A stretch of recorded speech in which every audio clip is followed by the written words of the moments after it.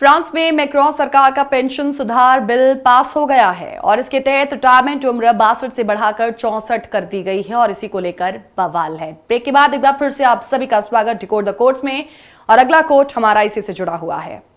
France की national assembly में दरअसल पीएम एलिजाबेथ बोर्न ने संवैधानिक ताकत का इस्तेमाल करते हुए बिना वोटिंग के बिल पास करवा दिया है और उसके बाद अभी पूरे देश में बिल के खिलाफ सैकड़ों लोग सड़कों पर उतर आए हैं।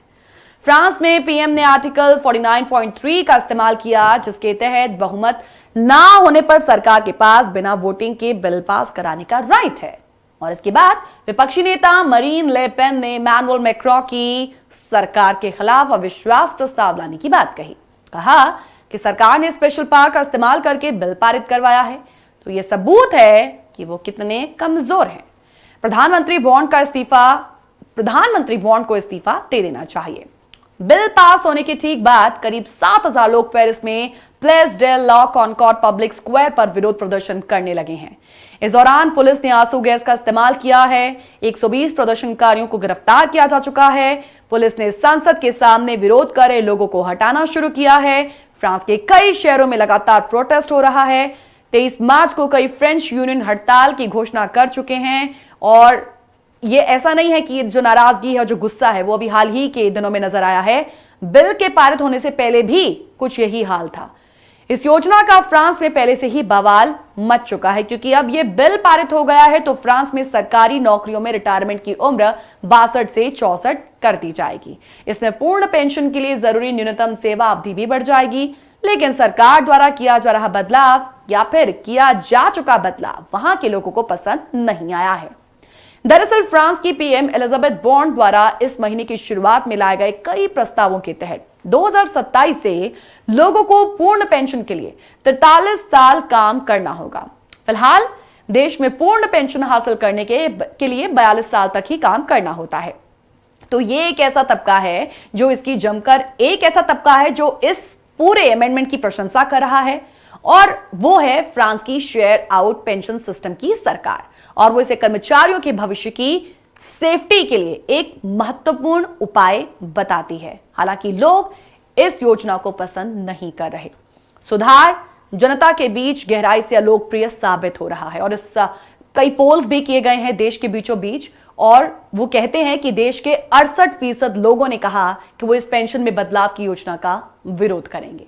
इतना ही नहीं, देश की सभी यूनियनें, जिनमें तथाकथित यानी कि सो कॉल्ड सुधारवादी यूनियन भी शामिल हैं, वो भी इस योजना का इस वक्त जमकर विरोध कर रही है। यहां पर ग्राफिक्स टेक्स्ट के माध्यम से सरकार के मत की जो बात है वो आपके समक्ष रखना चाहेंगे, क्योंकि सरकार कहती है कि मौजूदा सिस्टम देश के लिए नुकसानदेह है, क्योंकि फ्रांस में काम करने वालों और रिटायर हो चुके लोगों के बीच का रेशो तेजी से कम हो रहा है।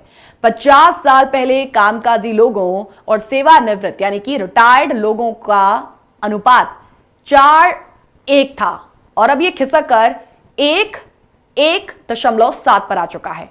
अगर आसान भाषा में समझें तो 5 दशक पहले 400 काम करने वाले लोगों के बदले 100 पेंशनर होते थे और अब 100 काम करने वाले लोगों के बदले 107 पेंशनधारी हो चुके हैं। तो ऐसे में सरकार का सिस्टम गड़बड़ हो चला है। यूरोप की जनसंख्या तेजी से बुजुर्ग होती जा रही है और ऐसे में वहां लगभग देशों ने पेंशन संबंधी बदलाव किए हैं। फ्रांस से पहले इटली, जर्मनी, स्पेन जैसे कई अन्य यूरोपीय देशों ने आधिकारिक सेवानिवृत्ति की आयु बढ़ाने के लिए कदम उठाए हैं और अब इसके बाद नंबर आया है फ्रांस का भी। उदाहरण के लिए इटली, जर्मनी में रिटायरमेंट की उम्र अब 67 हो चुकी है। स्पेन में 65, ब्रिटेन की बात करें तो वर्तमान में रिटायरमेंट की उम्र 66 है।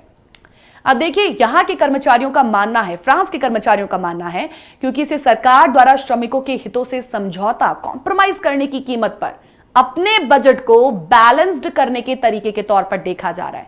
तो उन्हें लगता है कि रिटायरमेंट की आयु बढ़ने से लाभार्थियों को मिलने वाले पेंशन भुगतान में कमी आएगी और कई फ्रांसीसी नागरिकों को यह लगता है कि यह अनुचित है, क्योंकि वो अपने पूरे कामकाजी जीवन में पहले ही पेंशन सिस्टम में भुगतान कर चुके हैं और वहां के नागरिकों का मानना है कि पेंशन सुधार कम आय वाले श्रमिकों और शारीरिक रूप से डिमांडिंग जॉब्स में उन लोगों को प्रभावित करेगा जो 64 साल की एज तक काम करना जारी रखने में कैपेबल नहीं है। फ्रांस के श्रमिक संघ इस सुधार का कड़ा विरोध कर रहे हैं क्योंकि उनका मानना है कि इससे रिटायर्ड लोगों के जीवन स्तर में कहीं ना कहीं गिरावट आएगी और श्रमिकों के लिए अपने काम और पारिवारिक जिम्मेदारियों को बैलेंस्ड करना बहुत कठिन हो जाएगा। ये कुछ आम और जायज बातें यहां के नागरिकों की, जिसकी वजह से जमकर इस बिल का विरोध हो रहा है। ये वो तमाम कोट्स जिनको डिकोड द कोट्स में आज हमने रखा और समझा और उसका विश्लेषण किया। आप हमें आज के इस एपिसोड को लेकर और आज के इस कोट्स को लेकर फीडबैक या फिर प्रोग्राम को लेकर कुछ सुझाव रख सकते हैं और ऐसा करने के लिए आप geet@justbroadcasting.com या info@justbroadcasting.com पर हमें मेल जरूर करें। आपकी मेल का हमें इंतजार रहेगा। इसी के साथ दीजिएगा इजाजत। नमस्कार।